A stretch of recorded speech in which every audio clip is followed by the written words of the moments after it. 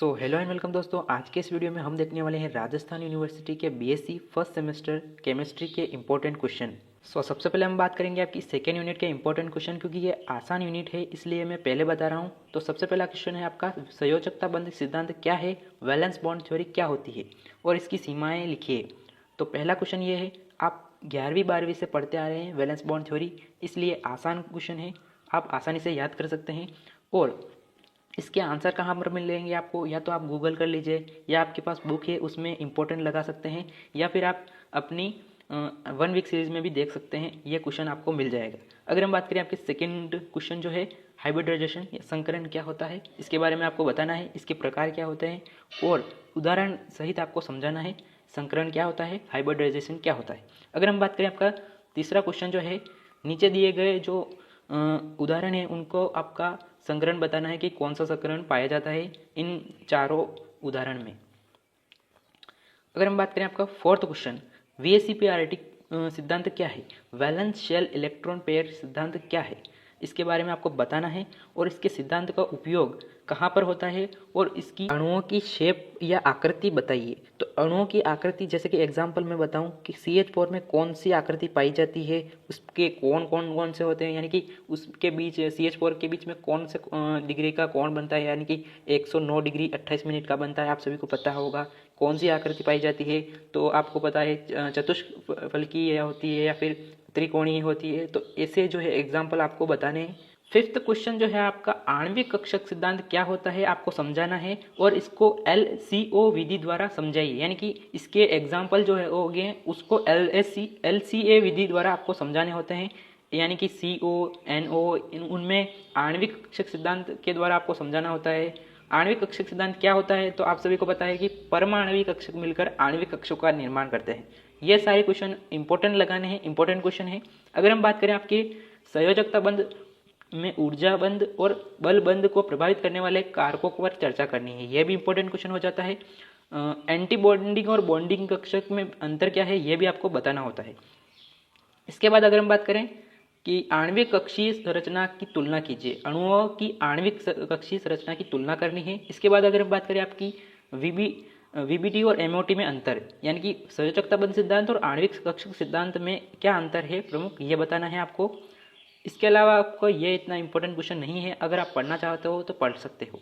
अब हम बात करते हैं आपकी फर्स्ट यूनिट के इंपॉर्टेंट क्वेश्चन की। आगे बढ़ने से पहले दोस्तों आपने आई होप चैनल को सब्सक्राइब, वीडियो को लाइक जरूर किया होगा। पहला क्वेश्चन क्या है फर्स्ट यूनिट का, तो आयनिक बंध में सामान्य गुण क्या होते हैं, आयनिक बंधन में होने वाले ठोसों के उच्च गलनांक, कठोरता और विद्युत चालकता क्यों होती है, उदाहरण देकर आपको समझाना है। नेक्स्ट क्वेश्चन है आपका लॉस्टिक ऊर्जा। लॉस्टिक ऊर्जा का जहाँ भी आपको दिखे, लास्टिक मतलब होता है जालक ऊर्जा, क्या होती है, यहाँ पर ट्रांसलेट थोड़ा गलत हो गया है। जालक ऊर्जा क्या होती है, बर्नलैंड समीकरण का उपयोग करके आपको आयनिक ठोस की लास्टिक ऊर्जा की गणना करनी है, यानी कि जालक ऊर्जा की गणना करनी है। तो ये भी इंपॉर्टेंट हो जाता है कि बर्नलैंड समीकरण का उपयोग करके आयनिक ठोसों में जालक ऊर्जा की गणना कैसे करते हैं, उदाहरण देकर आपको समझाना है। नेक्स्ट क्वेश्चन है फाजान का नियम, यह भी इंपॉर्टेंट क्वेश्चन हो जाता है। फाजान का नियम क्या है, ये भी समझाना है आपको। ये आयनिक ठोसों में गुणों को कैसे प्रभावित करता है, उदाहरण देकर आपको समझाना है। अगर हम बात करें आपका फोर्थ क्वेश्चन, त्रिज्या अनुपात प्रभाव, देख सकते हो कोऑर्डिनेशन नंबर क्या होता है, आयनिक ठोसों में त्रिज्या अनुपात प्रभाव क्या होता है। दोनों अलग अलग भी पूछ सकते हैं और एक साथ भी पूछ सकते हैं, तो आपका अपने विवेक का इस्तेमाल करके आंसर करना है और क्वेश्चन को भी पढ़ना है और याद भी ऐसे ही करने हैं। अगर हम बात करें आपके बर्न हैबर चक्र क्या है, बर्न हैबर चक्र क्या होता है, इसका उपयोग कैसे किया जाता है, NaCl के उदाहरण को समझाइए बर्न हैबर चक्र के द्वारा। तो ये बहुत टफ क्वेश्चन है, क्या होता है इसके बारे में आप पढ़ सकते हैं, लेकिन इसको एक्सप्लेन करना बहुत टफ है। तो आप आता है ये क्वेश्चन एग्ज़ाम में, लेकिन यार इसको पढ़ना बहुत मुश्किल लगता है, मेरे को भी, मैंने पढ़ा था, तो ये बहुत टफ है, इसको छोड़ देना, कोई और क्वेश्चन याद कर लेना। बाकी ये क्वेश्चन एग्जाम पे आता है, बर्न हैबर चक्र क्या होता है। अदरवाइज आपकी इच्छा हो तो ये पढ़ भी लेना, क्योंकि ये क्वेश्चन आ भी सकता है। नेक्स्ट क्वेश्चन है आपका विलायकन एंथैल्पी क्या होती है और ये ठोसों में घुलनशीलता को कैसे प्रभावित करती है। नेक्स्ट है आपका NaCl की क्रिस्टल संरचना को समझाइए और इस समन्वय संख्या त्रिज्या अनुपात की भूमिका को भी स्पष्ट कीजिए। त्रिज्या अनुपात के सीमाएं क्या होती है, ये भी इतना इम्पोर्टेंट नहीं है। अगर हम बात करें, यह भी इम्पोर्टेंट हो जाता है कि शॉटकी और फ्रेंकल में अंतर क्या होता है, 2 अंतर बताइए, 3 अंतर बताइए, तो आपको ये याद कर लेना है। और जालक ऊर्जा क्या होती है, जालक दोष क्या होता है, सॉरी ये लास्टिक है जहाँ पर भी ये, उसका मतलब है जालक दोष क्या होता है आपको बताना है। और शॉटकी और फ्रेंकल में 2 अंतर बताने हैं। अगर हम बात करें आपकी धात्विक बंध में मुक्त इलेक्ट्रॉन सिद्धांत, संयोजकता बंध सिद्धांत और बैंड सिद्धांत की तुलना आपको करनी है।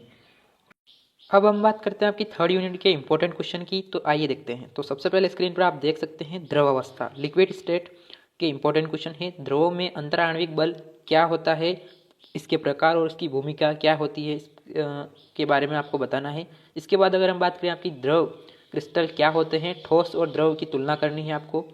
इसके बाद अगर हम बात करें आपकी ठोस अवस्था की, तो क्रिस्टलोग्राफी के नियम क्या है, उदाहरण सहित समझाना है आपको। इसके बाद आपको अंतरा पृष्ठीय कोणों के नियतत्व क्या होता है, सूचनांकों के सार्थकता का नियम क्या है, सममिति नियम क्या है, ये आपको बताना है।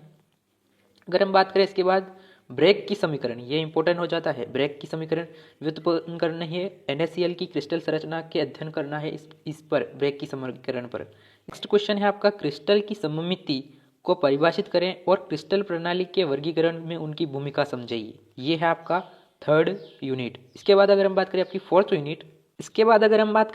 यूनिट की, तो सबसे पहले स्क्रीन पर आप देख सकते हैं गैसीय अवस्था में गतिज ऊर्जा के सिद्धांतों को, अभिग्रहिता को समझाना है आपको। इसके बाद सेकेंड क्वेश्चन जो है आपका वांडर वाल समीकरण की को व्युत्पन्न करना है और उसकी भौतिक व्याख्या करनी है। इसके बाद अगर हम बात करें 3rd क्वेश्चन जो है आदर्श गैस की वास्तविक गैसों में विचलन को समझाना है संपीड़ितता गुणांक का उपयोग करके।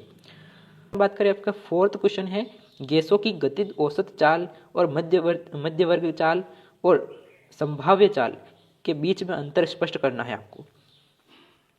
मैक्सवेल की अणुगतिक वितरण सिद्धांत को क्या है आपको समझाना है। यह भी इंपॉर्टेंट हो जाता है कि मैक्सवेल द्वारा अणुगतिक वितरण सिद्धांत क्या है।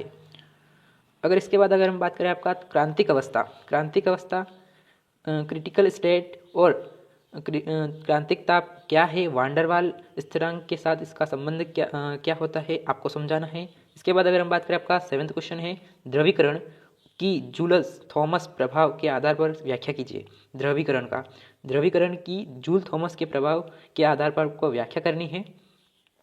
इसके बाद अगर हम बात करें कोलोइड अवस्था, कोलोइड क्या है, कोलोइड के प्रकार और वर्गीकरण के उदाहरण सहित समझाइए। इसके बाद अगर हम बात करें हार्डी-सूज नियम क्या है और कोलोइड स्थिरांक में इसकी क्या भूमिका समझाइए। यह भी इंपॉर्टेंट हो जाता है कि हार्डी-सूज नियम क्या है। इसके बाद आप देख सकते हैं नेक्स्ट क्वेश्चन है, इनकी परिभाषा देनी है, यह इंपॉर्टेंट है। सोल क्या होता है, जेल क्या होता है और एम्यूलेशन क्या होता है, ये आपको बताना है। और इसी के साथ यह वीडियो का अंत। Thank you for listening. जय हिंद।